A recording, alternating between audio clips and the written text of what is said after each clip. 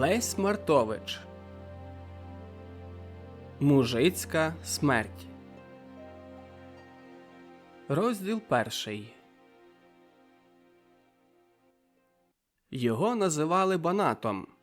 Властиве ж ім'я його було Гриць. Банатом прозивали його тому, бо він служив при війську на Угорщині в Банаті і не раз розповідав про той свій побут у Банаті. Був жонатий удруге з Калиною, тепер Грициха, що мала в одній нозі роматизм і без палець не могла ходити. Мав навичку щонеділі впитися. Як упився, то забував зовсім, що жонатий. Все мав себе за вдівця, та й згадував першу небіжку. «Це тому, – так говорили сусіди, – що з першою добре жив, а з другою оженився тільки для того, що господареві ніяк без жінки». Щонеділі торкотів Гриць. Виходив перед хату на запущене подвір'я, поросле бур'яном, ставав собі коло калабані, що з неї кури воду п'ють, та й торкотів. «Де плід від вулиці?» – питав сам себе. «У кожного є плід, а в мене нема? Я ж гірший газда від вас? Мой, багачі! Нема плота, лиш поплотина. А давно був плід, ще за небіжки жінки. Вона мені їсти варила, як я його городив. Моя газдиня. Бувало, городжу плід або перед хатою щось роблю. Може, ні?» Говорив це слово з притиском, наче без ким перечився. А вона, бувало, небіжка стане на порозі та «Грицю», каже, «ходи полуднувати». Я лишаю роботу, може, ні? Уходжу до хати. Ану, стоїть стіл, застелений білою скатертю, може, ні? Святочна скатерть. Ану, стоїть склянка на столі із горівкою. Дає миску яєчниці, дає миску барабуль у юшці, дає молочну кашу, дає запашну кулешу з сиром. Як сонце. Їж, пий і веселися. Та не лиш плота чіплявся Гриць. Він накладав собі також із курми, і з воронами. Навіть нашому невинному псові з лагідними і сльозавими очима, оброслому довгою козячою вовною, не давав Гриць спокійно перебігти. Також із прохожими людьми заходив Гриць у бесіду. Поперед його хати переходив щонеділі молодий парубок Петро, ідучи до читальні. Він був секретарем читальні, та й Гриць його за те ненавидів. «А куда йдеш, Петре?» «А куда ж бо?» – відповідав Петро. «Їду на танець. Дав Бог неділю та при святі хоче молодіж погратися». Гриць знав, що Петро його дурить. «Ой так! Та ж і я був молодий. Може, ні? Але давно не так ішли іграшки, як тепер. Давно були парубки, а тепер що? Саме дрантя». «А хіба ж давно були інакші люди?» – перебив озлоблений Петро. «Но, – успокоював Гриць. «Не за тебе байка, а за других». «А другі ж які?» «Но. Ти не знаєш, що кожний циган свої діти хвалить? Може, ні? Я лиш так собі. Ти, Петре, як якийсь казав, бери на розум. То не те, що гірші парубки, але гірші часи настали. Може, ні?» Тепер зверталася дискусія на злі часи. «Та як то гірші часи?» – питався Петро. «Що за гірші?» «Так, що гірші?» – впевняв Гриць. «Давно парубкам було лиш до іграшок, а тепер що? Біда!» «А хіба ж давно парубки були панами, чи як?» «Но, – доказував Гриць. «Та же то не туда. Давно бувало, як челядь збереться коло корчми, то провадить іграшки цілий день. А днина давно не то, що тепер. Верем'є на дворі таке, що аж серце радується. Може, ні? Та й днина довша. А тепер як? Запитався Петро. Та же адіть верем'є, а в літі то днина вдвоє довша, як у зимі. Говори, верем'є верем'ю нерівне, та й дни на днині. А давно, коби ти знав, то таки доба була довша, може ні? Бувало, в неділю, як заведем танець коло корчми, то подубцюєш небоже досхочу, заки сонце зайде. Або як у Банаті, бувало, вийдеш на зицирку, мой, як розпустить колони по чистім полі, то якийсь раз таністрою підкинеш. Та то, вуйку Грицю, перебив Петро, не дни на тому винна, але видко, що на танці охоти не було, та й таністра була затяжка, що вам так навтямилося до заходу сонця. Що ти мені перечиш?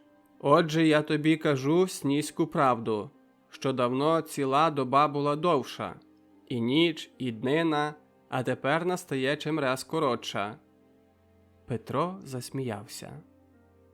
Та це, по-вашому, ще на таке зійде, що буде година днини, а година ночі. А відтак уже таке настане, що не буде ні днини, ні ночі, лиш хіба раз темно, раз ясно, раз темно, раз ясно. Михтітиме перед очі, що люди битимуться головами одне до одного. Ей же, бо ти, небоже, то ти береш мене старого на глум? Петро пішов, а Гриць відказував на молодь і на читальню. Гриць, відай, був би в неділю сам до хати ніколи не зайшов. Кликала його 20-літня донька, ще від першої жінки, Василина. Вона підходила тихо, босими ногами аж до Гриця, сіпала його за рукав та й шептала: «Дедю, ходіть вечеряти». Гриць обертався здивований, хвильку надумувався і йшов до хати. Від Василини заносило на кілька кроків вокруг потом. Дівчата миються щосуботи лугом майже до пояса. Василина, очевидно, не робила того, бо не мала часу. Вона заступала в хаті газдиню та й робила на лані, а мачусі не було в голові, аби дівка була змита. «Такий єм добрий, як молоко», – говорив Гриць, входячи до хати, але його прибитий вигляд не показував зовсім молочного настрою. «Ігі на тебе, пияку!» – відповідала йому Грициха з печі. «Ти з глузду зсунувся. Що плетеш? Не видиш, що образив в хаті?» «Но, жінко, Бог з тобою. Чоловік, який сказав, хоче зажити світа. На то Бог дав неділю. Цілий тиждень працюємо, як той казав, в поті чола, а? Ей, робітнику мій!» Аж заспівала Грициха. Іди, старцуне, ще колись горівка в тобі займеться. Та й то ні встиду, ні сорому немає. Уже дідові одною ногою в ямі, а ще як зальє собі пельку, то мало що хібує, аби по стінах не дерся». Гриць замуркотів щось під носом, а потім вхопився обома чорними, костистими руками за голову, сів за стіл та й «Убила мене, – каже, – як кагла». Від заправленої чортзна чим горівки боліла його голова. Василина подала йому вечерю та й пішла лагодити постіль. Розділ 2. Чи він був пияк? Варвара, Павлова донька, дівка чорнява, висока і гнучка, напала була раз серед поля на Василину, бо Василина десь її по селі обсуджувала. «Ти, обсудо якась!» – кричала Варвара.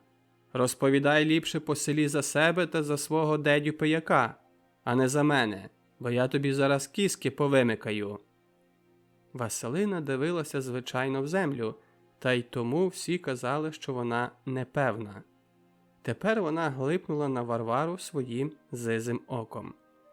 «Брешеш, Варваро, я тебе не обсуджувала, а від мого дедя тобі зась». «Бреши сама з псами, ти опуде вонючий, Аді, воняє від тебе, як від тхора. А твій дедя таки пияк. Малі діти знають, що він пияк. Василина відійшла. Ішла зовсім спокійно, так наче би нічого і не сталося. Варвара кричала ще й навздогін.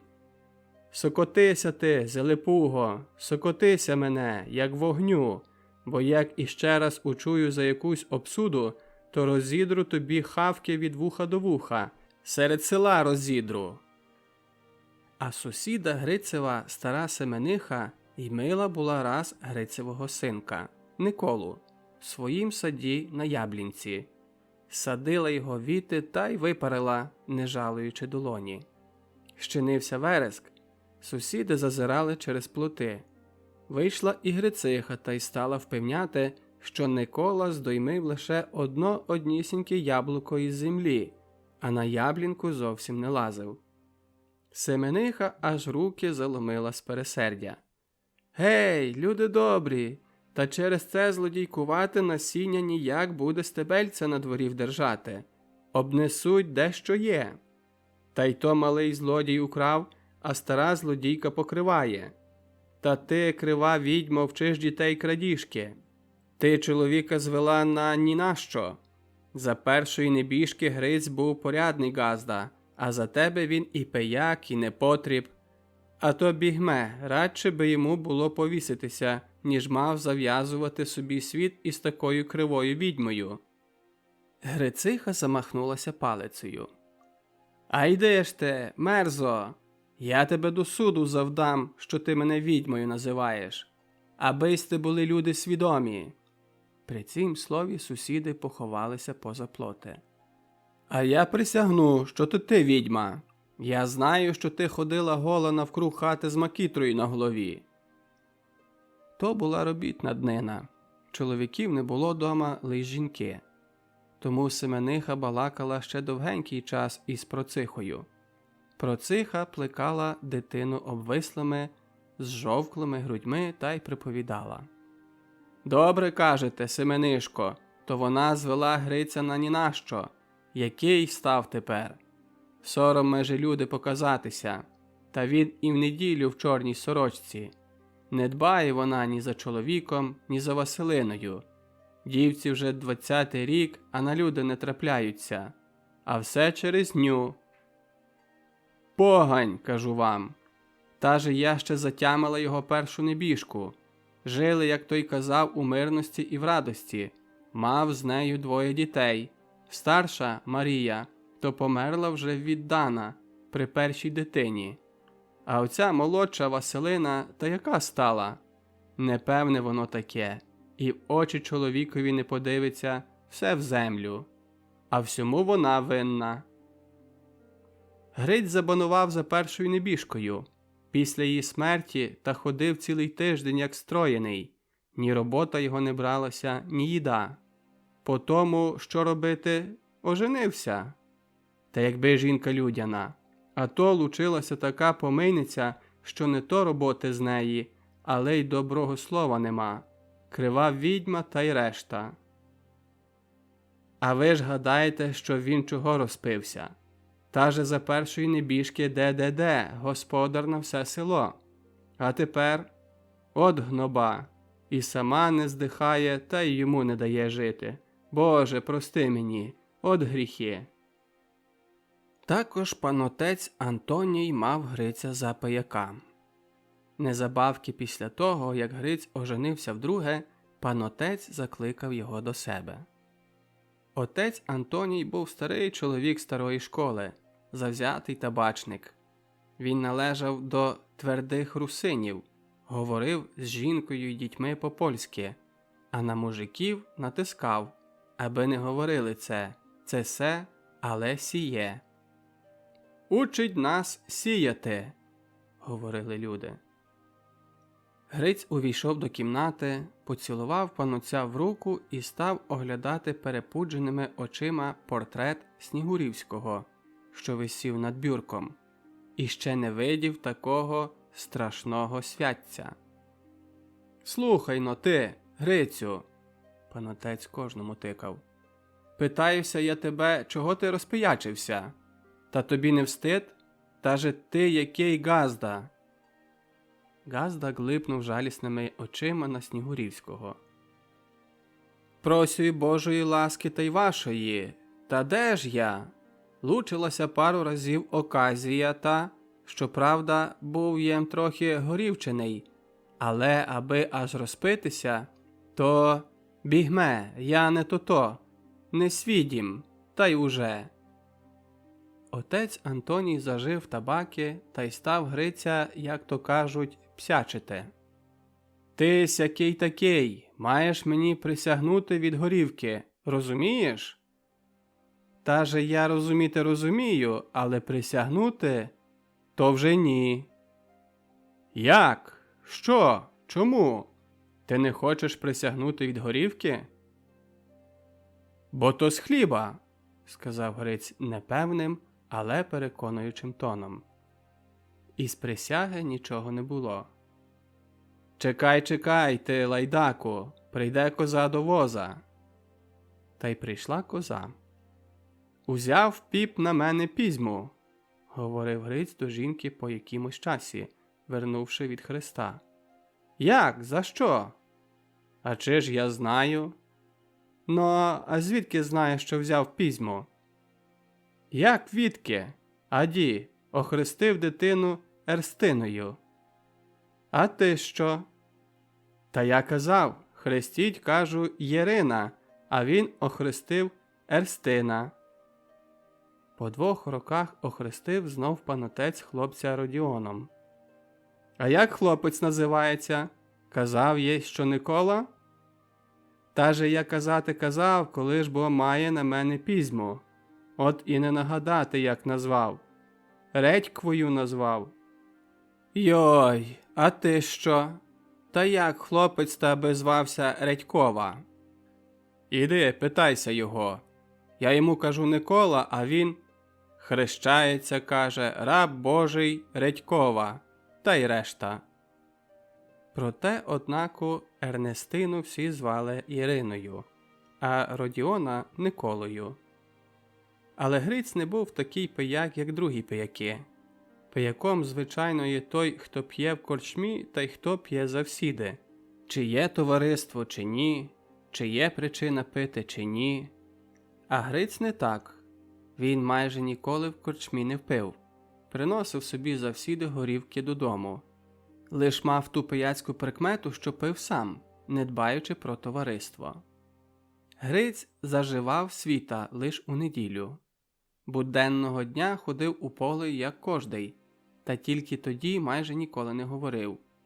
Сусід Іван, що мав письменну жінку, розповідав не раз, що Гриць, каже, виговориться в неділю на весь тиждень, та й цілий тиждень відтак не потребує говорити. Грициха через роматизм не могла ходити. Вона вічно пряла. Пряла в село вовну і повісма, а зато діставала межі діти то муки, то скорому. Василина була в хаті газдинею, але й на лані робила. Двірський економ, гербовий шляхтич, що був колись високим урядником, обікрав касу і пішов на утшимання родаків. Уважав Василину майже за двірську наймичку. Примітка. На утримання родаків – на утримання земляків, тобто під арешт. Від польської.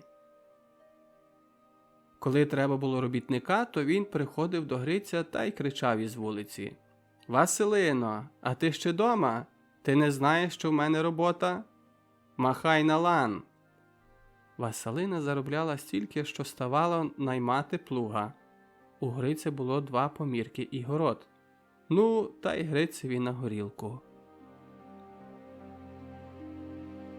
Розділ 3.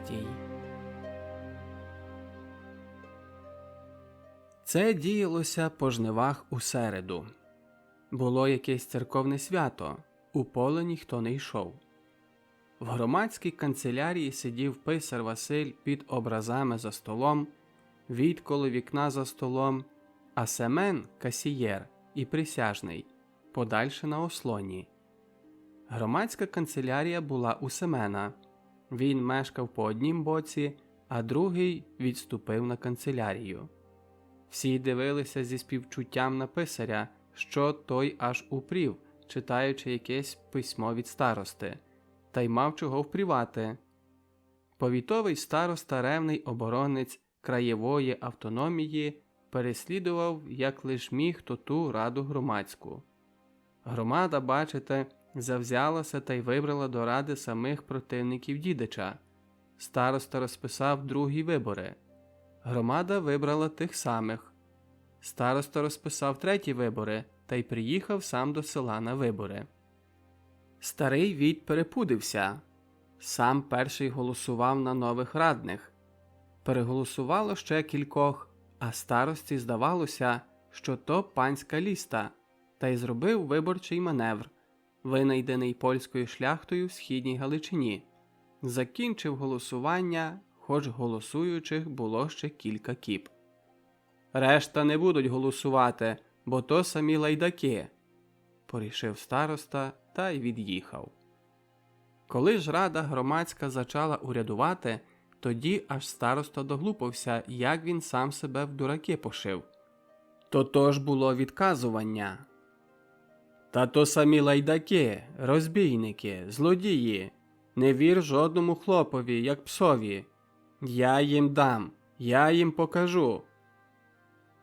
Найгірше вийшов на тім писар Василь. Нова рада громадська відрядила старого писаря, котрий був правою рукою старости та й обікрадав громадську касу, і вибрала Василя. А Василь іще в писарці початковий чоловік. Тамошній учитель привчив Василя трохи краєвого язика. Та й Василь уже знав, що радше звєшність гмінна, примітка, з польської адміністративна влада зволить, не значить, найгромада ловить раки. А полєца сє, примітка, з польської доручається, не значить бити по лиці, але зате до урядової стилізації не міг ніяк привикнути. «Слухайте, Василю», – говорив учитель, – «вас то милить, що на кождім письмі стоїть усе на самім початку. Високе цісарсько-королівське міністерство зарядило рескриптом з дня такого до числа такого, а високе цісарсько-королівське намісництво з дня такого до числа такого. А вас най то нічого не обходить. Що вам там міністерство, намісництво? Ви читайте самий кінець, там є то, що треба». «А того ж не треба?» «Не треба». «А на що ж пишуть?» На що пишуть?» Учитель подумав хвильку. «На що пишуть? А на що дають над «і» крапку?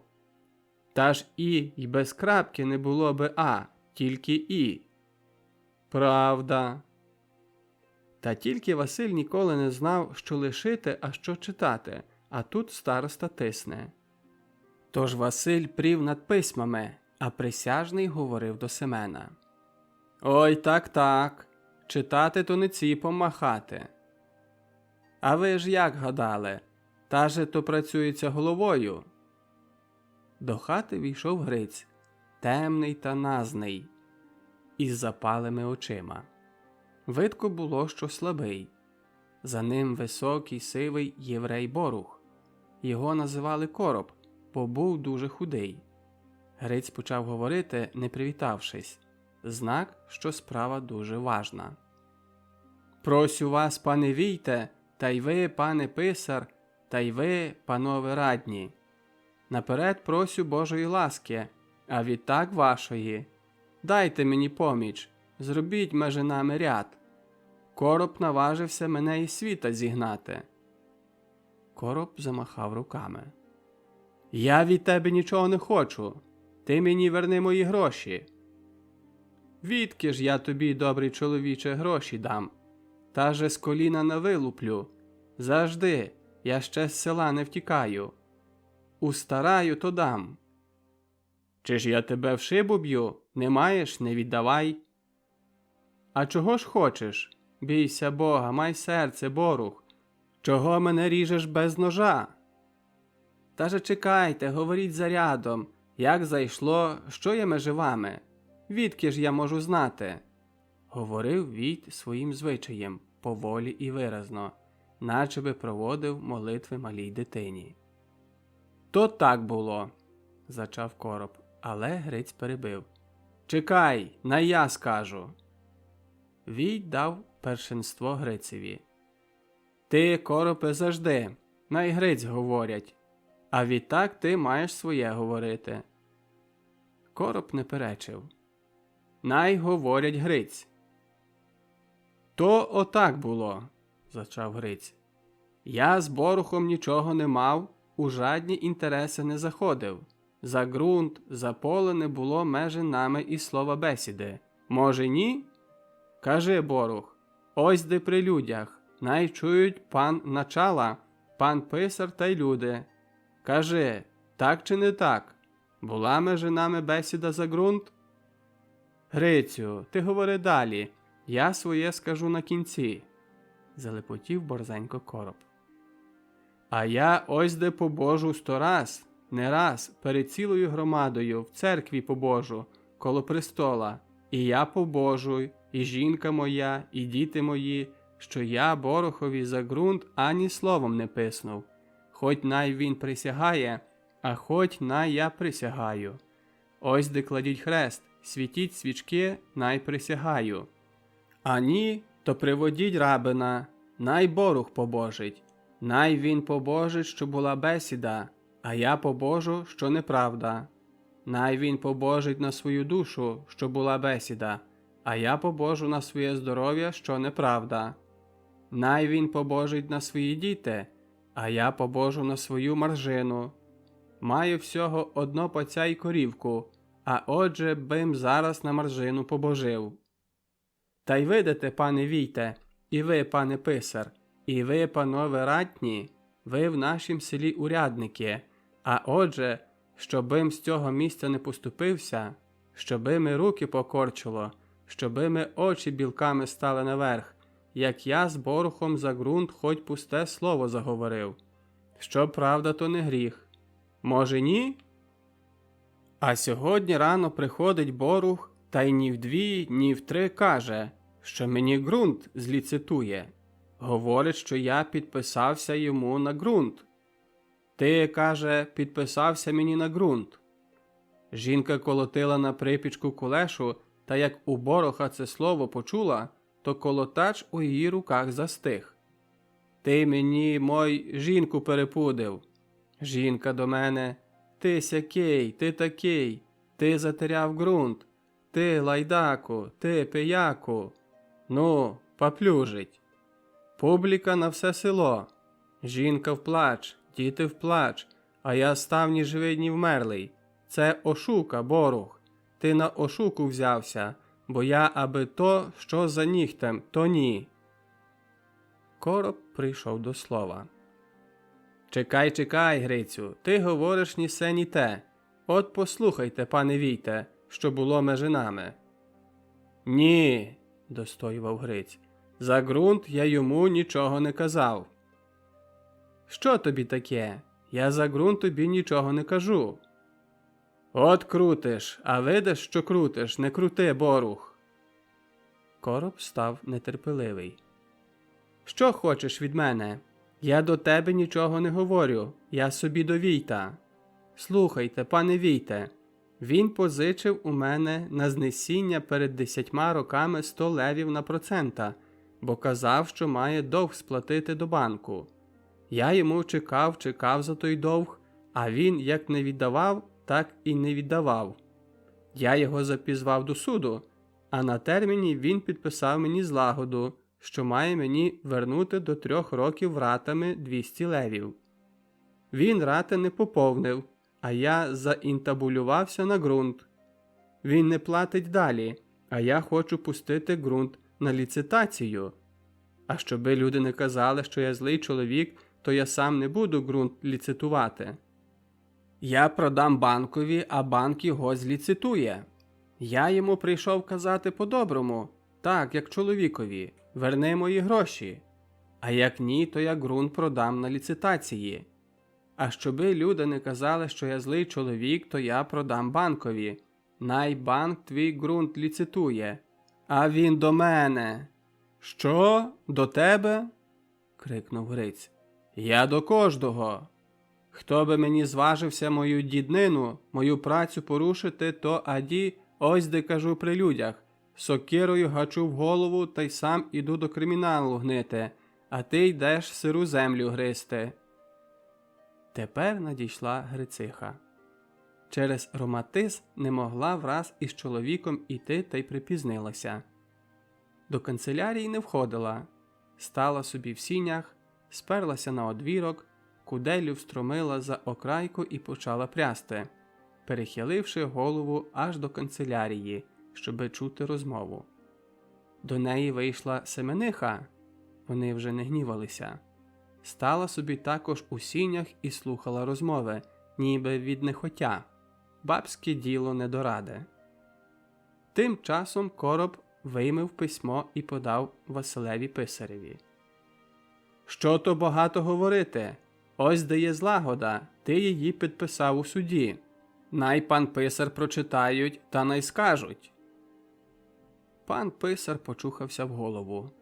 Був приготований, що, оглянувши то письмо, муситиме заявити: «Я до цього не беруся, треба пана учителя».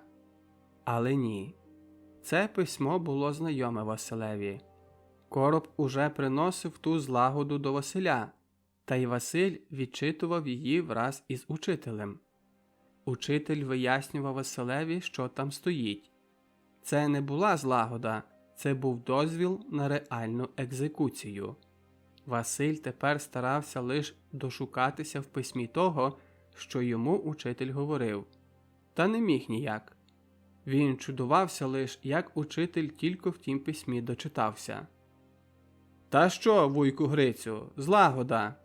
Підписалистеся, що заплатите, а не платите, то суд йому позволив заінтабулюватися на ґрунт». Гриць стис плечима. «Я на ніякий ґрунт не підписувався». «Чи підписувалистеся, чи ні, то право так каже, що Короб може собі на вашім ґрунті пошукувати свого довгу». Грициха перехилилася через одвірок. «Як то може бути, щоби право було для Коропа, а щоби для нас жаднісінького права не було?» «Так», – доправив Гриць, – «право є в кожному однаке». «Що ж воно таке за право?» – говорила Грициха. «Та й відколи воно так на світі, аби віддавати ґрунт із межі дітей у лихварські руки? Я дурна баба, але мені здається, що право не може нікому ґрунт відбирати та й лихвареві давати». «Я такого права не приймаюся», – сказав рішуче Гриць. «Як мені нема права в громаді, то я йду деінде. Я знаю, куди двері втворяються». Тепер зачав говорити Війт поволі і виразно. «Та же погодіть! Я вам жадного права не можу робити, бо вже суд і зробив. Суд старший над мене. А з цим така справа, вуйку Грицю. Та же ви затямили небіжчика Гаврила. Який був багатир? Пари йому в селі не було. А що собі вистроїв? Заліз у банок, рад не поповнив. Та не пішло все господарство на бубен? Пішло. А також викрикував, що ану, каже, най хто, каже, прийде, то, каже, заріжу. А з'їхала комісія та й хату й увесь ґрунт віддала панові. Ще й дотепер у ній сидить кручка. Позичив – віддай, а ні, то з'їде комісія та й уже. «Та же я не спираю гроші віддати», – почав лагідно Гриць, – «але тепер не маю. Відки возьму?» Короб приступив і к Грицеві. «Кажи мені правду, відки ти можеш відтак мати? Маєш що продати на 200 левів, чи маєш їх відки устарати? Та же то не 200 крейцерів, то сума. Я тобі скажу правду, мене кортить купити в тебе помірок під горою. Ти мені відступи помірок, а я тобі підпишу, що межи нами злагода, що я заспокоєний. Однак отой помірок тільки не варт, ніхто би тобі за нього тільки не дав. Грициха скричала: Я не зволяю! Що то за якесь ошуканство? Ти, коропе, не підходи мені, чоловіка, в мене діти є. Ми годуємо з того помірочка дітей та й себе. А ти, Грицю, най тебе Бог боронить. Гей, люди, що цей загадав, що цей загадав? Хоче мене з дітьми з торбами на старість пустити. Свідку ти мій гіренький. То не силована річ. Я собі своє пошукаю. Роблю цесію на банк, та най вас ліцитує. Грициха впустила веретено та й ухопилася обома руками за одвірок. Як то може бути, пане начальнику? Та же ви війт у громаді, а ви мовчите? Куда ж це? Гей, люди добрі! Та я через лайдака, абим з дітьми з хати забиралася. Та же адіть, ми каліки. Вічні каліки, додав Гриць. Він щонеділі пиячить, а я з дітьми караюся та на старість піду попід чужі плоти? Наробив довгів, а мене з дітьми в старці пускає. Та же вас громада війтом настановила, аби сте робили право межи людьми, а ви за бідними людьми, за каліками не хочете обстати? А як же я обстану? Відповів війт. Заплатю за вашого чоловіка, чи як? Та хто вам каже платити? А як? Аби не було припору й лайдакові, що пускає діти в жебри? Нащо ти діти наплодив? Війт озлобився. Мовчи, бабо, не теремкочи мені тут. Тут гмінська канцелярія, не корчма. Тут урядкується. Грициха на такі тверді слова, а ще урядовою бесідою притихла, але журу свою виливала далі перед Семенихою напівшепотом. А дивіться, сусідо, наплодив ворог діти, та хіба йди додому та ший торбу на нього і на себе. Та же діти не просилися на світ. Та й Семениха так гадала. Ой, правда, кумо, правда, дитина не проситься на світ, та не проситься. Знаєте, кумко Семенишко, говорила Грициха, прийшов сьогодні рано короб. Я сиділа на припічку та й колотила кулешу, бо я немічна каліка, а стояти не годна, аби при якій роботі. Николка десь вибіг на вулицю, а дівчище, так називала Василину, засувала горшки в піч.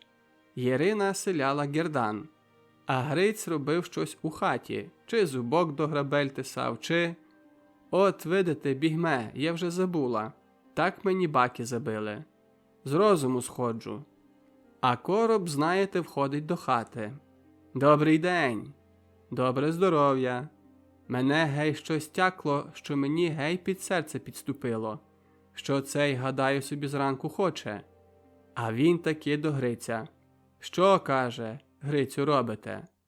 А що ж би, каже Гриць, дали моїй газдині сночі пацяті їсти, та й забули цебер узяти. Паця влізла в цебрик, та й аді висадило дно дочиста. Тепер бери та грайся. Уставляй дно, збивай обручі. От видите, нагадалам, Гриць цебрик збивав.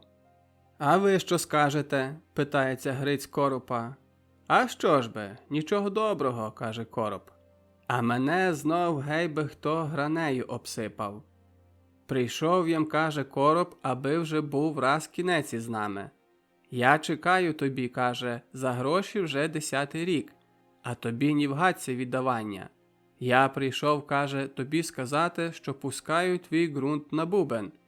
Ти, каже, з ґрунту вступайся, а мені мої гроші мус бути.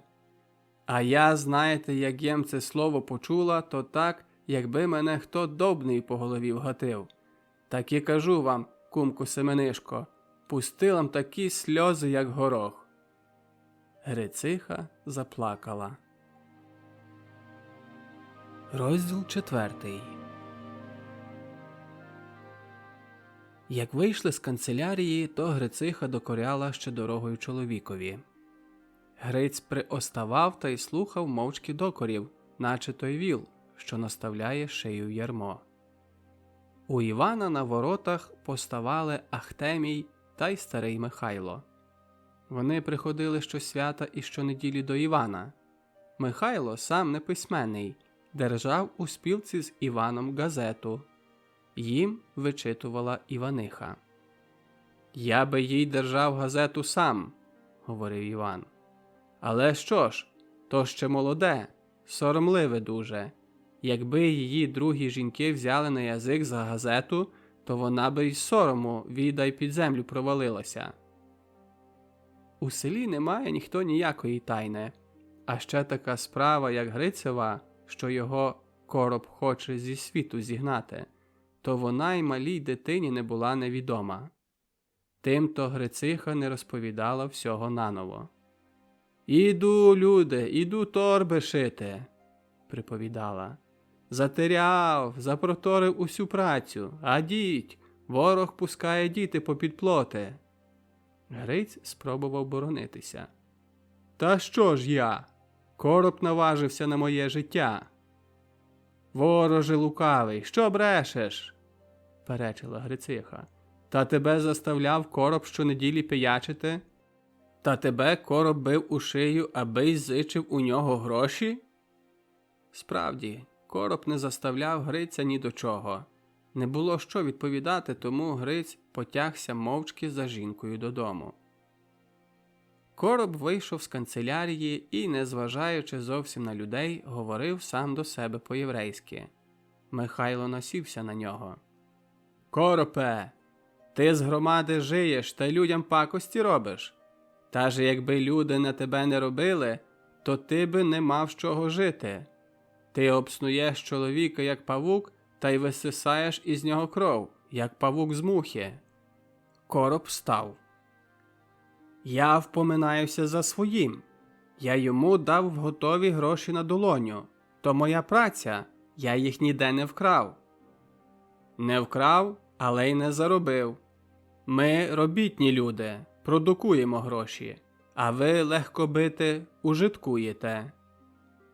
Михайло мав звичку послуговуватися книжними словами, що їх вислухав з газети. Так привикав до тих слів, наче би їх уже змалку переймив, та й був переконаний, що кожний розуміє ті слова. Іван також мішався до бесіди. Він Коропові викав. Взагалі нікого не обижав, але вмів чемними словами заїхати в самі печінки.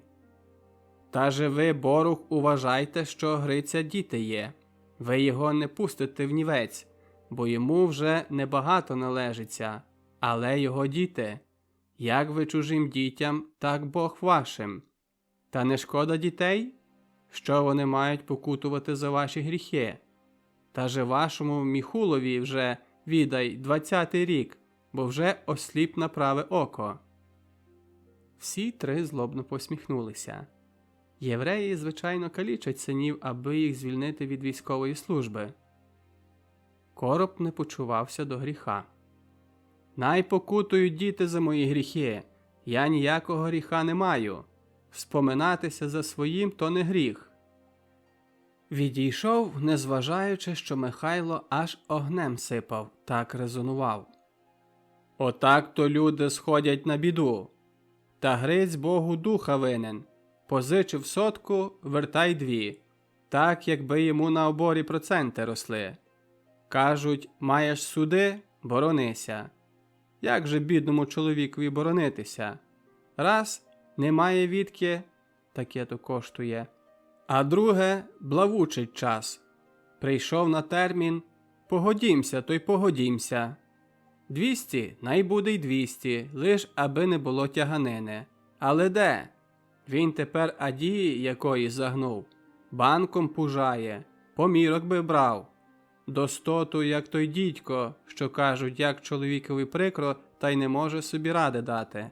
А дідько тить шнурок у руки, та й на шию заложить. «А який став маючий?» – заговорив маломовний Ахтеній. Та кажуть, що він у нашім селі так забагатів. На, маєш, перебив Михайло. Та же я тямлю, як він зайшов у наше село. Кажу вам, дранки не мав на собі, а як узявся на гендель, то назбирав суми суменні. Та й де він тільки маєцтва назбирав, та же в селі не видко тільки маєцтва. Як не назбивати, як лупить з останнього, сказав Іван. Та й нема тому ніякого припору, говорив Михайло. Чоловік, що працює, та йому вже на роду написано, аби з нього шкуру лупити. Робить ураз із волом на ниві, а прийдеться збирати – нема що. Поле не вродить, то хапайся хоть бритви. Дають у банку – бери в банку. Тисне банок, то ти питай милосердної душі, аби зарятувала.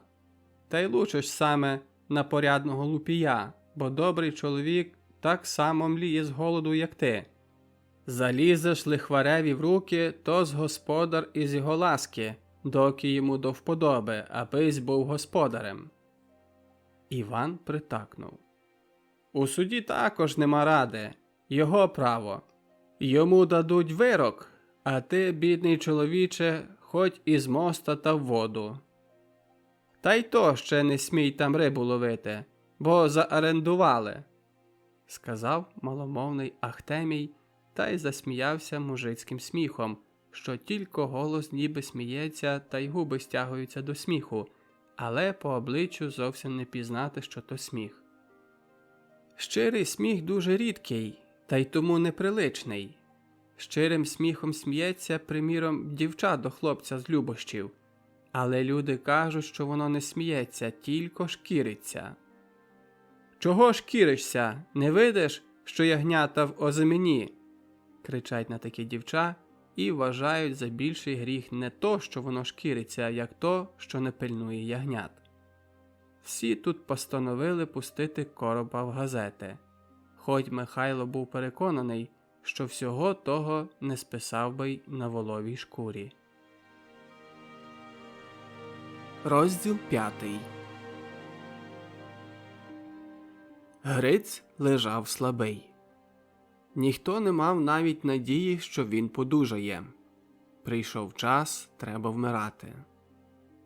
«От Банат умирає», – говорив Михайло до Ахтемія. «Та я чув. Та вже не маємо виходу?» «Де ви взялися? Та же то старовина. Найли щонайменше, та й уже по нім. То ще дивно, що ще досі калатається». Кілька день після того з'їхав до села Здакуційник за податками. По селі зойки плач. «Беруть гіцьки задачку!» Це так само, якби хто пустив чутку, що йде чума, і холера, і пожежа. Одного обібрали до сорочки, другому забрали муку з корита, а Дмитро, на щастя, 2 місяці тому погорів. Прийшов до нього Здакуційник, а в нього хата нова, 4 стіни ще не мащені. Коли ж бо чортова овечка на городі заблеяла, Здакуційник за голосом, аж пасеться на городі овечка та й 2 ярчат коло неї, ще й копичка сінця стоїть. «Твої вівці?» «Мої». «Твоє сінце?» «Моє». «Забираймо». Та й забрали з присяжним. Дмитро почухався в голову. «Кроть твою, гадє! Чого я такий дурний? Та не вигнати мені було вівців в поле?» Йому, розуміється, не лишилося нічого іншого, лиш жінку сварити. Жінка також не мовчала, та й Дмитро в той спосіб розважив своє серце. Потому прийшов до переконання, що йому властиво було не жінку, але Здакуційника насварити. Вийшов з наміром піти впитися, але потім обрадився, що ліпше відвідати слабого Гриця. Одно, що Гриць йому рідня, а друге, що все легше, як видиться чоловіка нещасливішого від себе. Пішов до Гриця. У хаті сиділи на лаві Війт і Семен, а в сінях великий Микита та й малий Микита. Оба ровесники, ще дуже молоді газди. Оба втекли від хати в нових кожухах. Кожухи однакі. Та й на великім Микиті був той кожух кожушиною, а на малім Микиті був той кожух кожушищем. Великий Микита держав руки на животі, а малий Микита держав руки на крижах. Грициха сиділа на припічку. Хору ногу, обвинену в кусник старої опинки, перев'язаної чорною крайкою, держала на стільці. Шкромадила барабулю. Гриць лежав на постелі жовтий, як віск. Очі мав прижмурені, ніби спав. Віддихав тяжко. Дмитро став собі коло Микитів. Війт боявся, аби йому котрий не поставив оце питання. Що ви за Війт, коли зволяєте на таке лупійство в селі? Тому балакав із Семеном за збіжжя. А я вам кажу, говорив Війт поволі і виразно, що нове збіжжя, то воно не до нашого поля.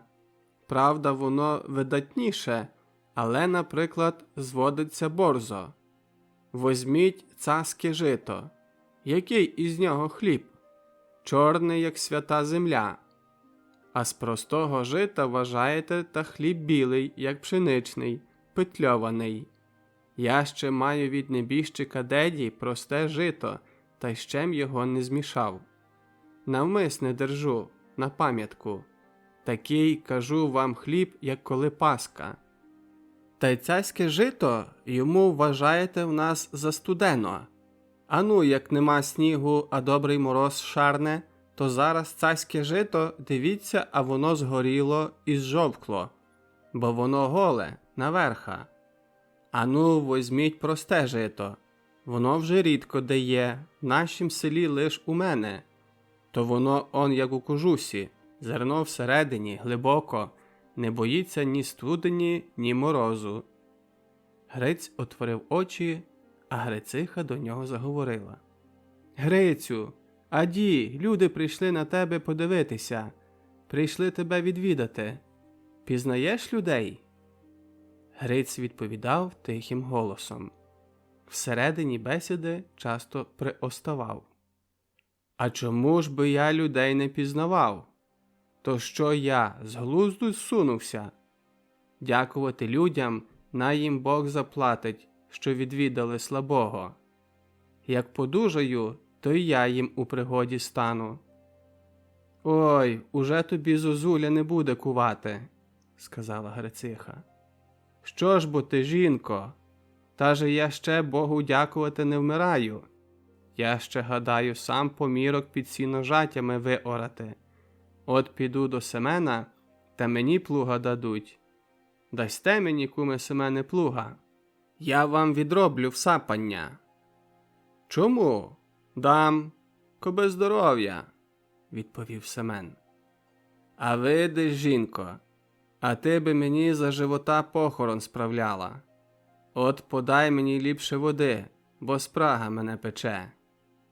Грициха зачала рушатися, аби встати і води подати, але великий Микита не дав їй рушитися. Сидіть, Грицихо, сидіть. Заки ви своєю ногою рушитеся, того Грицеві вже відхочеться води. Узяв кварту, зачер води та й поніс Грицеві.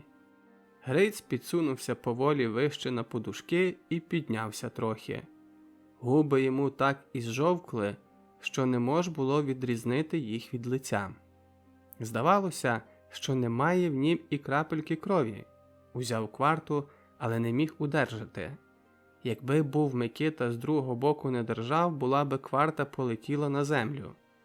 Микита нахилив йому кварту до губів, як малій дитині. Гриць приклав уста до кварти, але й не пізнати було, чи хоч покушав води.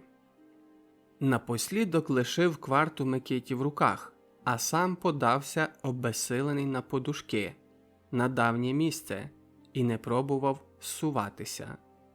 Віддихав тяжко. Каплі поту виступили йому на чолі. «Дякувать, Микито!» – шептав Гриць. «Добра вода, студена, то мене підкріпила». Грициха гляділа уважно на чоловіка. Вона виділа, як він пожовк, як руки йому не служили, як відтак упав обезсилений на подушки. «Чоловіче, чоловіче, чого дуриш сам себе? Та же ти труп. Аді, віддихатися не можеш. Так умучив єся тим, що трохи піднявся. Тебе вода підкріпила? Ти чуєш воді смак? Чоловіче, кого хочеш обтуманити? Та же тебе гарячка мучить». Гриць звернув на жінку змучений погляд. «Жінко добра, отямся, Бог із тобою». Але Грициха не зважала на то. «Та же вмреш, чоловіче, чого крутиш Божим світом? Аді, чути тебе трупом. А мене як лишаєш?» – говорила крізь плач. «На кого діти лишаєш? Підуть попід чужі плоти. Та же ґрунт задовжений, піде весь на бубен. А відки ж я ще тобі на похорон візьму, за що тебе поховаю? За свої сльози? Та же по твоїй смерті ще треба буде відумерщину оплатити. Та аби прем, що лишилося після твоєї голови, то піде все на штемпелі та й на нотарії. Бо я не годна заробити, я каліка, ти не видиш? На чию голову мене лишаєш? Чи я годна довги сплатити? Чи я годна податки заплатити? Чи я годна від умерщину оплатити? Чи я годна діти вигодувати? Чи я маю хоч за що тебе поховати? Певне, легше би й мені піти в сиру землю. Але діти, на кого діти покидаєш?» Гриць знов повернув на неї змучений погляд. «Жінко добра, чого хочеш від мене? Та же я ще не вмираю. То ти мене в гріб загониш, бо гризеш мене». «Я тебе в гріб загоню? Ти мені таке вповідаєш? Та же я би тобі свого здоров'я вділила, якби могла. А ти ж не знаєш, що нас чекає після твоєї голови? Ти не знаєш, що діти небіжчика Гаврила та валялися цілий місяць, як писята, попід людські плоти?» Тим часом у сінях зачали розмову. Зразу шепотом, а потім чимраз голосніше. «Біда мой, мужикові», – говорив великий Микита. «Так узяли його в крепи, що й умерти ніяк. Заслаб чоловік та й лиш чекає, коли надійде смерть та дух із нього випре, аж тут не смій умирати, та й решта». «Ану, аби так пани або крамарі», – сказав малий Микита, – «то хоч най усі вимирають щодо ноги, то ніхто їм не заперечить. Хоч най їх холєра витисне до лаби, то кожному зась». Та й Дмитро вмішався до розмови. «Або най конає й 10 літ, то вільно, а мужикові ні, бо зараз коштує. Або махай зараз, а ні, то вставай до роботи». Малий Микита став допікати Дмитрові. «А вам, бику Мимитре, жінка також не позволила вмирати. З вас сьогодні тягли душу за податки, а жінка би сказала: «Завжди, мой, сплати-но ти вперед дачку, а відтак умреш». «А ви ж гадаєте, – відгризся Дмитро, – що виховаєтеся з кожухами? От лиш вирне здакуційник та стягне з плечей». Великий Микита не зважав на Дмитрову бесіду. «Ей, таку митер порадили би собі. У них лишився ще на поді один сардак та й одні чоботи. А кумитер, якби наважилися вмерти, та заждали би під зиму, як на дворі така фуфела, що носа на двір не виказуй. Тоді би вбули чоботи, сардак на себе, та й «Зажди-ко, жінко, я скочу тобі води принести». Та намість води та зашиються в сіно, а в сіні вмруть, може ліпше, як другий на постелі. «Коби то сіно», – сказав Дмитро, – «а то ворог обчистив мене сьогодні геть із усього. Я просюся, лишіть хоч сіно, та же в мене вівці, що я їм у зимі їсти дам? А вівці держу на податок. А він мені вповідає: не журися, каже, чоловіче, вівцями, ми й вівці заберем. Та й забрав і вівці. Гвриця зболіли в'язи, бо дуже невигідно лежав. Плечі на подушці, а голова скривлена під стіною. Він намагався ізсунутися назад на давнє місце. Вхопився одною рукою за бічну дошку від ліжка, а другою вперся на дно постелі. Але не міг ніяк.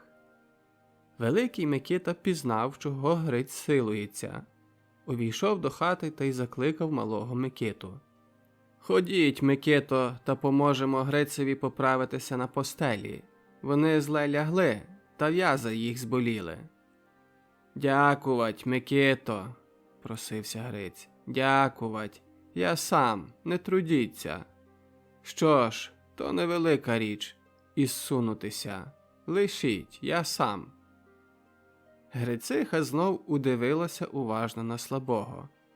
Оба Микити взяли його за руки, як малу дитину, та й поклали нижче. «Ти сам?» – сказала Грициха. «Ой, уже ти сам нічого не меш робити. Уже ти сам і кроком не поступишся». Оба Микити вернули назад до сіней та й кінчили розмову. «Кум Митер, – говорив великий Микита, – вже би давно в раю раювали, а жінка через чоботи та й через сардак і на двір би не вийшла».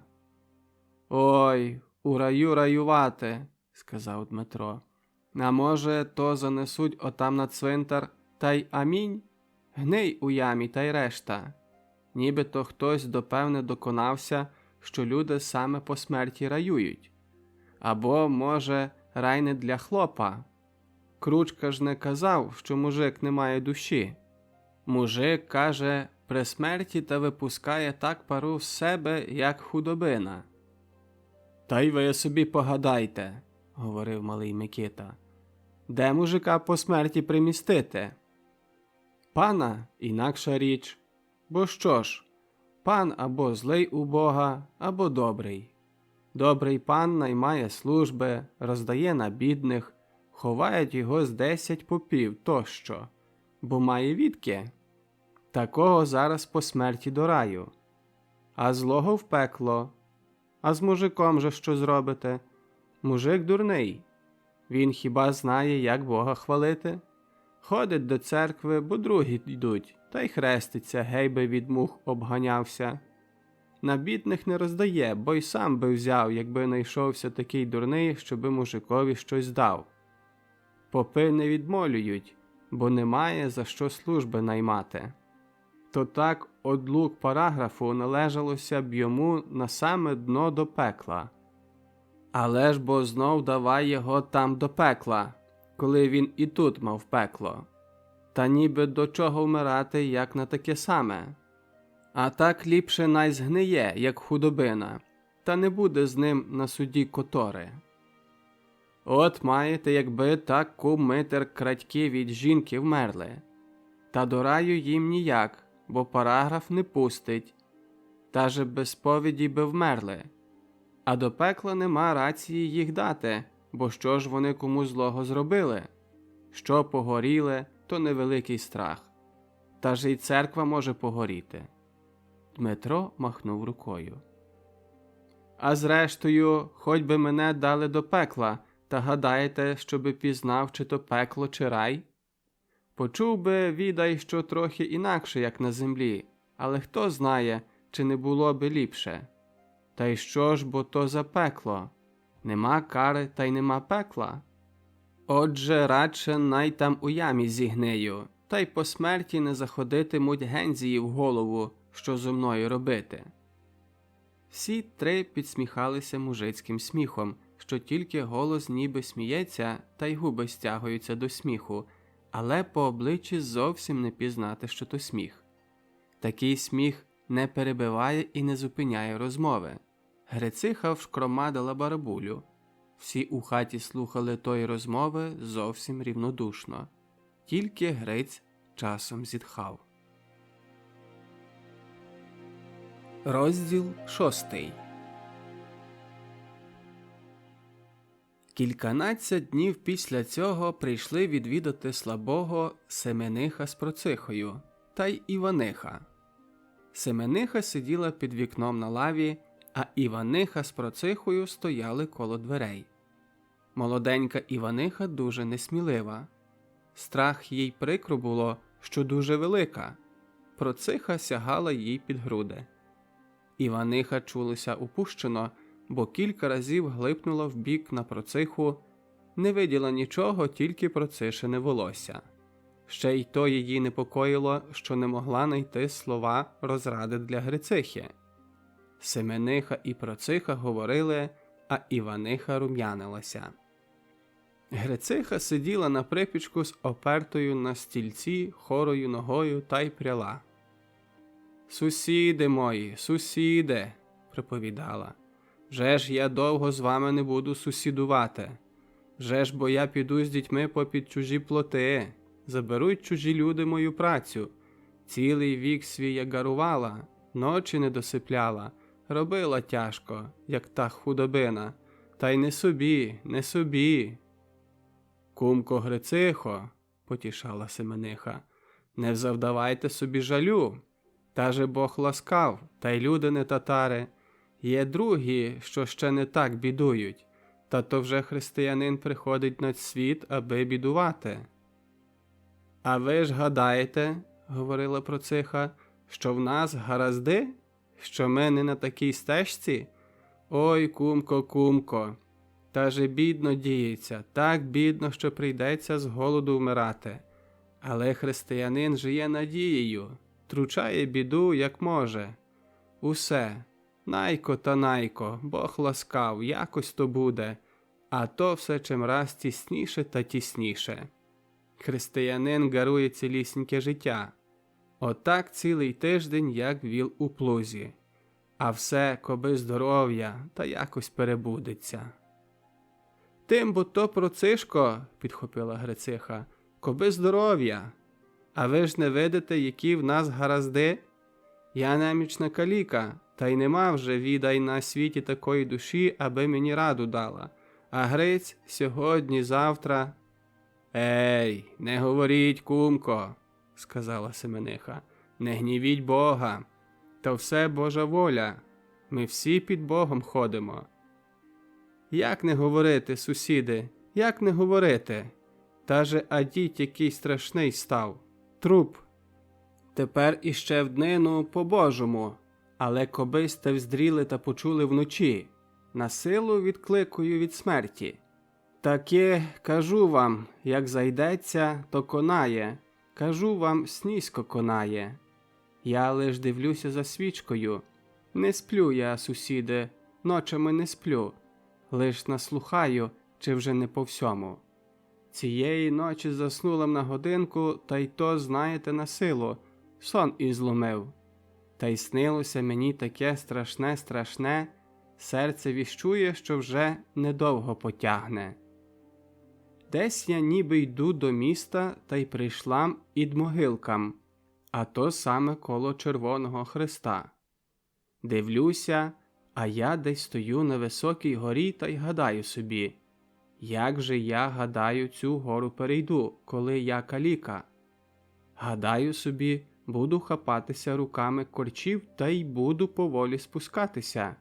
Може, якось і злізу. Я, знаєте, хапаюся руками корчів та й спускаюся все нижче, а то десь відкись узявся потік. Такий, кажу вам, каламутний, аж чорний. А в тім потоці риби такої аж кишить. А то та риба десь така вритна та страшна, що аж мене ляк зібрав. Кажу вам, то та риба десь підскакує та й у воді ходить попереверце, а все втворає пащеку таку, як у пса, та й кланцає зубами на мене, якби хотіла мене прожерти. Я аж десь трясуся зі страху та й усе намагаюся нижче спустити, але так потихоньки, аби то та риба не вчула. Але я ніби й пилуюся, та й усе на місці, а як лиш дотулююся до корча, а то такий шелест, гей би хто тягнув галузя дорогою. Най буде, гадаю собі, що хоче, але я мусю відси тікати. Беру я та й спускаюся далі, та й лучилам, знаєте, на камінь. Господи, як уріжуся десь головою до каменя, аж зуби задзенькотали. Я мат за зуби, а зуби всі повилітали. А то та риба, знаєте, десь вилазить із того потоку така, як гаддя. У мене серце замліло. Я відпустила зо страху корч із рук та й паду десь у якусь пропасть. Знаєте, збудиламся, та так їм зіпріла, що була мокра, як скупана. Двері відхилені, холод тягне на мене, а голова та зуби так мене болять, аж лупають. Сіла я, знаєте, на припічку та й розгадую, що би цей сон міг значити. Вода каламутна, риба, зуби випадають. Та це смерть, нехибна смерть. Загадала я собі таку довгу думку, що аж забуламся. Діти сплять, Гриць віддихає так тяжко та стогне. Діти мої, гадаю собі, що з вами буде? Підете попід чужі плоти, а відтак, як підростете, то підете на службу до пана або шинкаря. Радше, щоби ви вперед повимирали, то так би мені тяжко не було. Раз бих віджалувала, та й по всьому, а видивлювати очі цілий вік, як діти валяються попід чужі плоти, як у дворі або в наймах немиті та нечесані молодий вік зробляють, то, сусіди мої, тяжко, то дуже тяжко. Що їх чекає на панській службі? Заки молоді, заки годні робитимуть, а як і спадуть трохи із сил, то забирайся, ший торби та лізь добрим людям у очі, аби помилували букаткою хліба. Загадала я собі таку довгу думку, та так мені тяжко стало, як коли би хто мені ніж у серце встромив. Отак я загадалася та й наслухаю, що Гриць робить. Слухаю, а він так тяжко сопе, якби вже конав. «Грицю, ти спиш?» – кажу. «Ні, не сплю», – каже. «Може, – кажу, – засвітити світло? Може, тобі що треба?» «Ні», – каже, – «нічого не треба. Мені легше». А я знаю, сусіди, що він мене гулить. Прикро йому, прикро дуже, що загнав нас у таку біду. «Видиш, Грицю, красно виряджаєш, діти». Єрина піде до двора дівувати, люди показуватимуть на неї пальцями, як на остатню, а Николку тягатимуть шандарі за волоцюство, так як тягали дітей Дзіня цигана. «Йой-йой, жінко, що робиш зо мною?» – проговорив Гриць, силкуючись обернутися до стіни. Але не міг, похилив тільки голову в той бік, як стіна. «Та бо ви, кумо, лишіть їх, не допікайте», – говорила Семениха. «Та же то ще не то-то, ще не так люди слабують, а однако виходять. Та й Гриць іще подужають, Бог ласкав». Грициха не дала себе переконати. «Що ж бо ви, Семенишко, говорите? Та же я би була рада, аби подужав. Та що з того? А ви ж не видите, який став? Шкіра та кості. Там уже нема кому виходити. Аби прем і легше стало, та кому там жити?» «Ет, говорите, заріс чоловік, не голений та й такий, як старець. Ану, якби обголився, то бисти й не пізнали». Гриць повернув голову та й вдивився сльозавими очима на Семениху. «Добре кажете, кумо, дай вам Боже здоров'я, та я вже 3 неділі не голений». А як же, – говорила Семениха, – таки треба підголитися. А що ж, то так уже ведеться. Но, а як же? Та же то й висповідатися треба, та як не голеному?» Гриць повернув голову назад і к стіні та й прошептав. «Та як? чого мені сповідатися? Та же я ще не вмираю. То нічого, нічого, відповіла Семениха. Але хто знає, чи є завтра? Висповідатися треба. Чоловік не знає, на чим стоїть. Сповідь нічого не завадить. Ану, не дай Боже чого. Хто то може знати? Грициха зітхнула. Ой, треба. Добре кажете, кумо. Я вже це віддавна собі міркую. Ану ж, зайдеться вночі, та й по нім. Відтак люди говоритимуть, що через мене несповіданий умер. От я таки піду до ксьондза, най висповідає. А ви скочте Іванишку за своїм, най прийде підголити. Семениха встала з лави.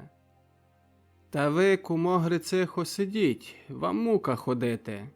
Я йду додому, возьму кожух та й сама піду. Заки Іван підголить, то я вже й вернуся.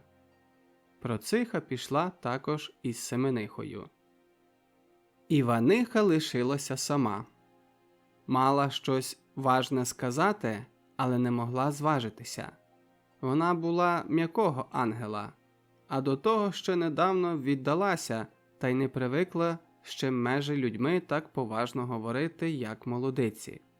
Дожидала, щоби її Грициха взяла на розмову, але Грициха не зважала на неї. Вона говорила до Гриця. «Видиш, Грицю, не маєш уже що крутити Божим світом. Чужа жінка казала тобі висповідатися. Запроторив єсть ціле господарство, загерив єсть усе маєство, затеряв єсть дещо було, загониш нас у нужду та в злидні».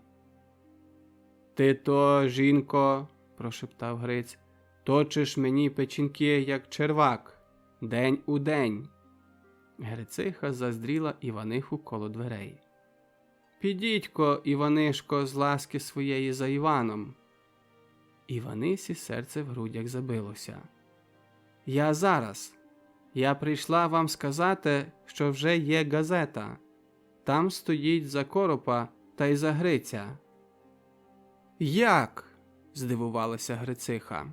«Ага, правда, що ви читаєте газету». Іваниха зарум'янилася, похилила голову та й закрила лице рукою. «Та що там стоїть?» – запитав Гриць. «Що Короб не по правді прийшов до маєства, та й ще хоче вас не по правді ліцитувати».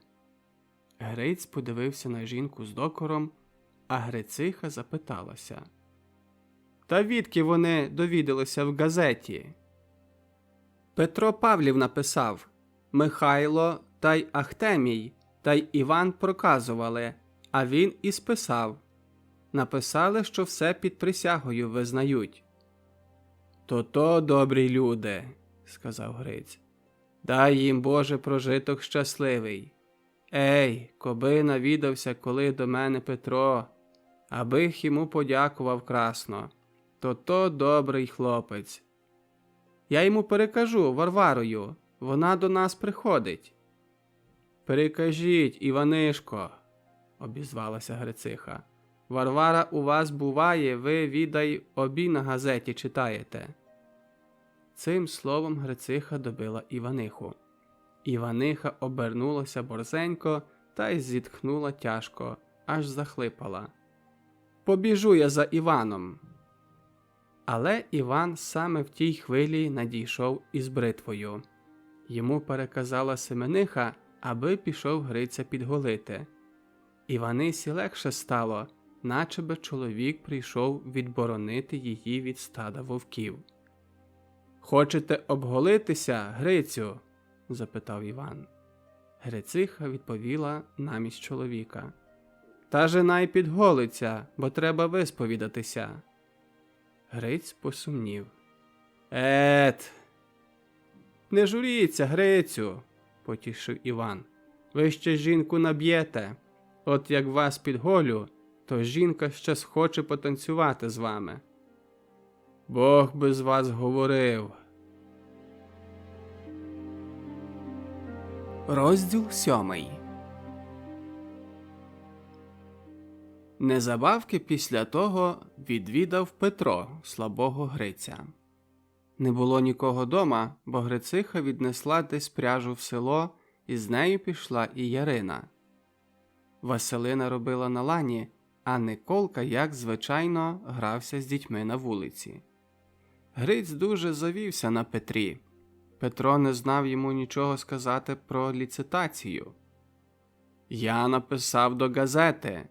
Михайло та й Ахтемій та й Іван проказували, а я написав. Варвара переказувала, аби я прийшов. Та й неня казали». От і все, що дізнався Гриць від Петра. А надто Петро наче боявся. Гриць був такий страшний. Петро дивився більше на образ, як на слабого. На тім образі був змальований на склі святий отець Николай із зачудованими очима. Але Гриць мав прихильність до Петра ще відтоді, як Іваниха розповідала йому за допис. Він вдивився на Петра сльозавими очима та й прошептав: Нема вже мені виходу. Ой, нема. Я чоловік старий, уже віджив своє. Час у яму. Оглянувся боязко по хаті, наче би зрадив якусь велику тайну та й боявся, чи хто не підслухає його. Та в хаті нікого не було, і окрім Петра, ніхто цих слів не чув. Гриць зітхнув. Обернувся з трудом горілиць, уліпив очі в стелю та й спроквола процідив крізь зуби: «Ой, кобито вмерти так, як люди!» Лежав нерухомо на постелі з очима зверненими на стелю. Пізнати було, що він думає щось багато, що всякі мрії снуються йому по голові. Лице його прибрало супокійний, хоч сумний вигляд, сльозаві очі блищали. Пізнати було, що він дивиться і нічого не видить, бо цілий зайнятий тими мріями. Петро сидів тихо, не рушався, бо був переконаний, що Гриць марить про щастя. Не лиш кожний нарід має свою бесіду, але й кожний суспільний клас має хоч своє наріччя. Не в тім річ, як виговорюють слова, але як їх розуміють. Для приміру, слово «дім». При цім слові уявить собі чоловік, що зріс у великім місті, кількаповерхову каменицю, а мужик нагадає собі низьку хату соломою пошиту. Коли би хтось ужив цього слова так, що воно мало би викликати на слухачеві якесь чуття, то іншого чуття зазнав би чоловік, що зріс у місті, а іншого той, хто виховався на селі. Та й навпаки, кожний з них розповідатиме інакше за свої чуття. Гриць хотів умерти, бо чувся вже зайвим на цім світі, але хотів умирати так, як люди, не крадьки. Хотів розстатися з родиною так, як розстається після празника батько з родиною, відданою на друге село. Тобі тут жити, а мені там. Оставайся здорова. Гриць уявляв собі ту хвилю, коли слабий чоловік говорить до своєї родини: «Закличте мені сусідів, най попрощаюся». Він уявив собі ту хвилину, коли сусіди сходяться до слабого та й слухають його уважно, наче того, що вже не належить до цього світу. Гриць поставив себе на місце того слабого і в своїй уяві проговорив до сусідів, що ніби стояли коло його постелі: «Сусіди мої любі та милі, прощайте мені. Може, я вам котрому вгурне слово сказав, може, я вам котрому зле діло зробив, може, я вас котрого скривдив, або омразив, або обмовив. Прощайте мені. Вже ви від мене на цім світі ні добра, ні зла не зазнаєте. Прощайте мені, Семене». «Най Бог простить», – ніби Семен відповідає. І другий раз: «Най Бог простить». І третій раз: «Най Бог простить». За кожний раз ніби цілується з Семеном по руках. Та й ви, Іване, прощайте мені.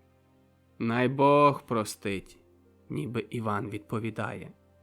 І другий раз, і третій раз. Знов ніби цілується з Іваном по руках. Та й так ніби розпрощався вже з усіма сусідами.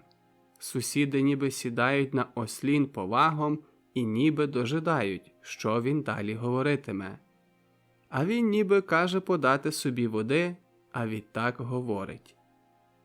«Заки ще жию, хочу зарядити своїм маєством, бо я його із собою у грім не заберу.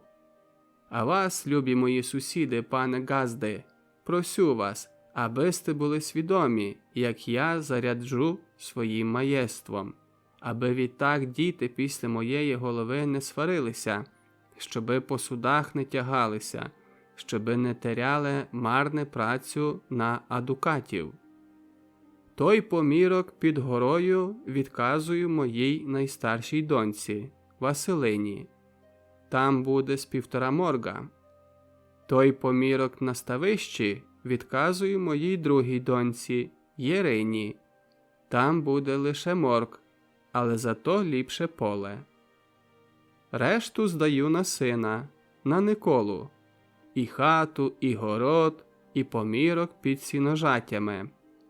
Мають мене за те по-християнськи поховати. На всі кошта поносять діти рівну часть видатків. А ти, стара, тулися при дітях.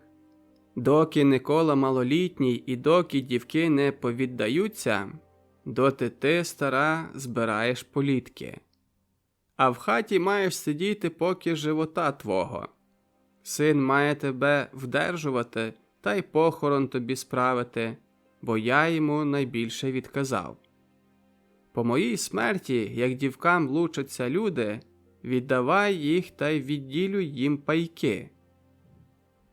При цім слові Гриць ніби відчуває, що найстарша донька Василина вже не дуже за ним жалує. Там у серці глибоко, в самім кутику, ворушиться несвідомо в неї бажання, щоби дедя довго вже не карався на цім світі, щоби пішов там, куди справився. Однак ось цього не вийде. Вона має на прикметі парубка. А парубок, як учує, що дедя відказав їй помірок під горою, то зараз у пару неділь засватає. Вона відділиться від родини та й стане сама газдувати. Гриць ніби почуває, що Василина так собі в серці гадає, але це його нагризе. Адже живий живе гадає.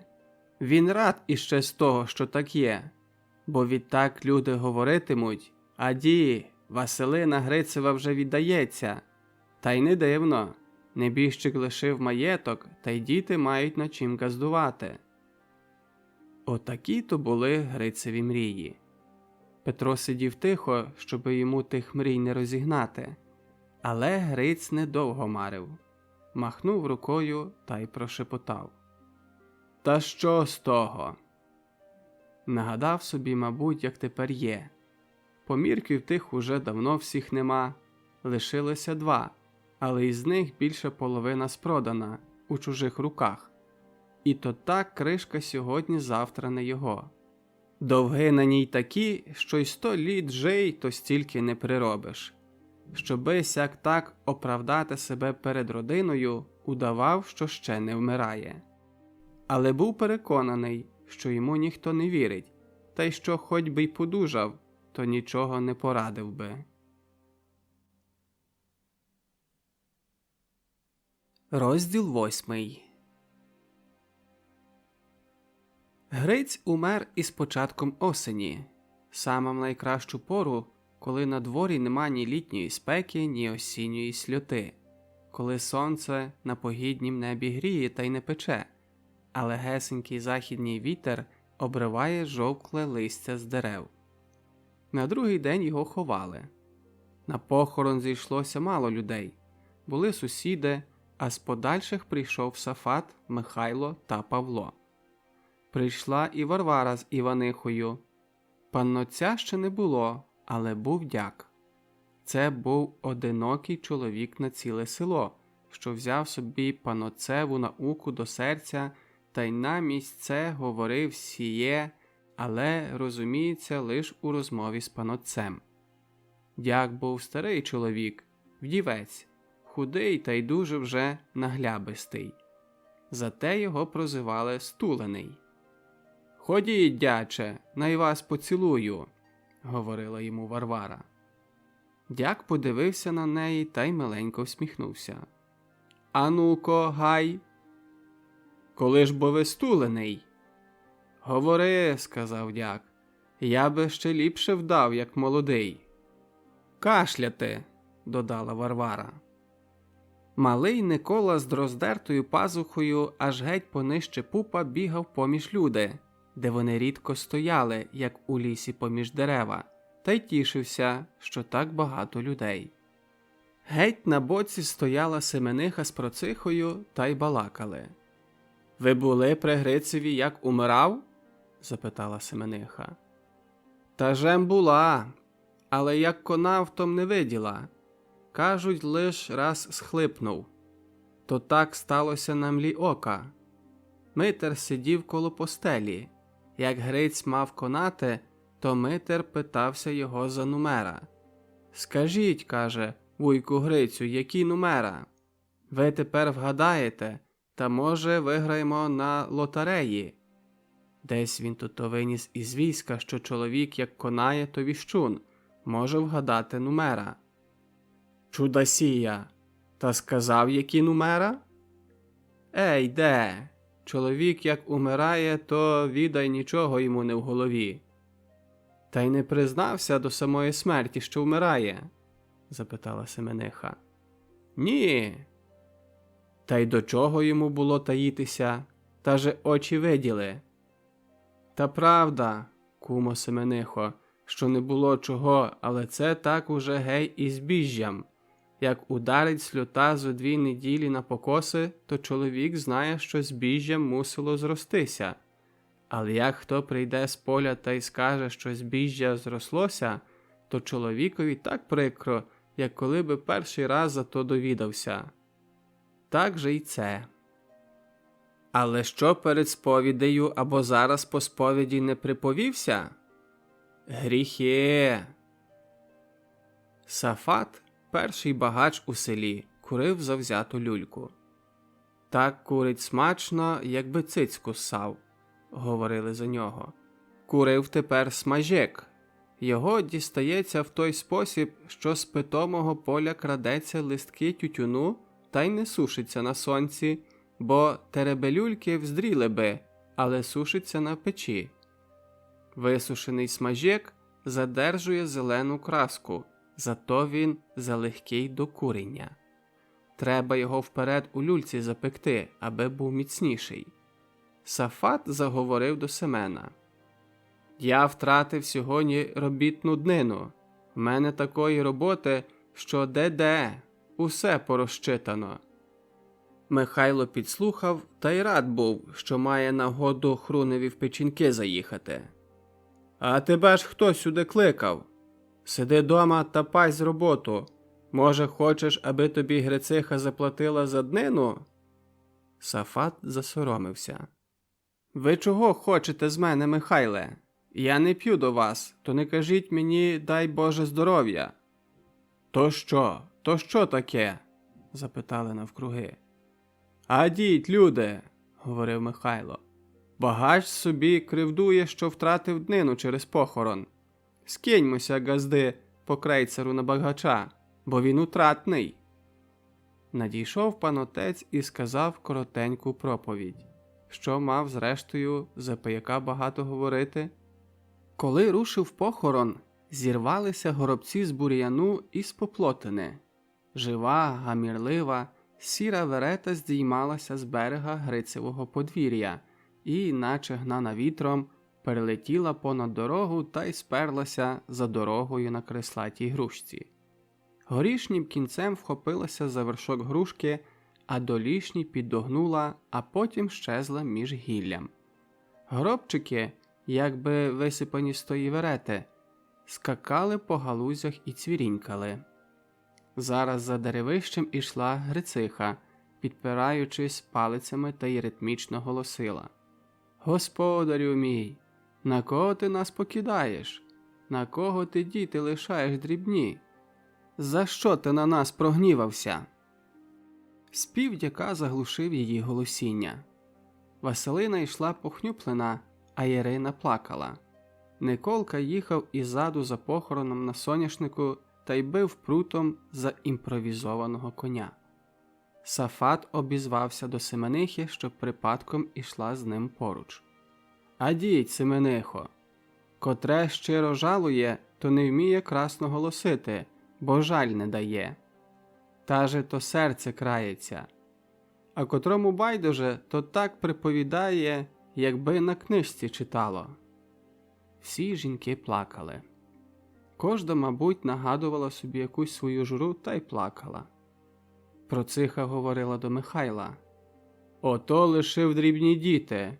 Що з них тепер буде?» «Пролетарі!» – відповів Михайло, думаючи, що і Проциха мусить розуміти це слово.